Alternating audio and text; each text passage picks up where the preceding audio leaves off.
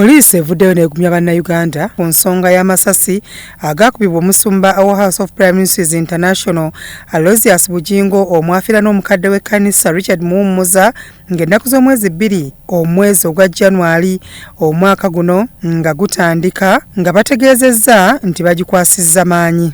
The case of Bujjingo, yeah, you will recall that Pastor Bujjingo was shot at some point, and the matter is still under investigations.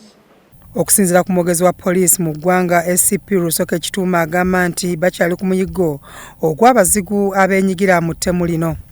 Like we told you, they may have made some breakthroughs may have been made in the correlation between the firearm that was used against him and his bodyguard, as well as the late Olex, but that is just tips. It is work in progress, and until when we make significant breakthroughs, that's when we shall come up and we'll give you a concrete brief about that matter.